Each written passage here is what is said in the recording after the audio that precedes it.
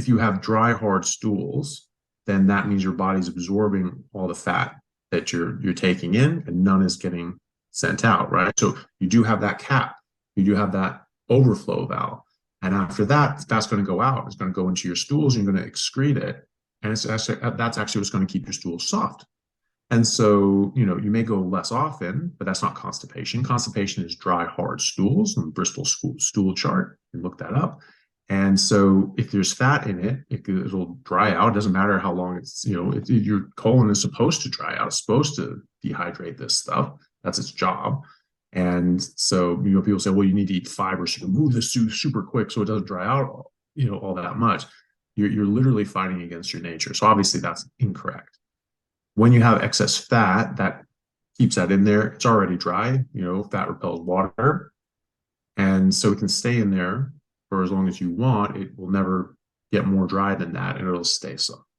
So it's that little excess fat that means, A, you're getting enough fat because you're absorbing as much as your body wants you to absorb. So I would consider that definitionally enough fat, and then a little extra, and then that's your clear objective marker that you're getting enough fat and your body's absorbing everything it wants to, and a little extra, right? So if you're constipated, you're having dry, hard stools, and you're drinking coffee, then you can actually speed things up, and it can move it through. And you think, oh yeah, I'm not having normal stools, and normal consistency stools, and so that's fine. But they have other problems, and they're not doing as well. Skin's not as good, or their hair's a bit dry and brittle. They don't have as much energy when they're working out and things like that. And even though they're drinking coffee, they don't have great energy levels, which can also be damaged by caffeine as well.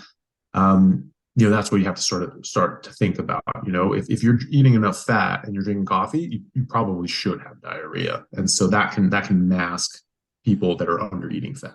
I mean, some people like the ritual. They like making it. They like the smell. They like going to coffee shops. And there's that social experience with it, which is fine. I mean, hospitals run on coffee, right? Everybody, nurses and doctors and everyone, if you want to, be nice to your team, you bring coffee. When you're meeting up on a break, you meet for coffee. It's always coffee. It's very much a coffee-driven industry. I don't drink coffee, but I still go to coffee. I still buy people coffee if they want it, if they choose to do that.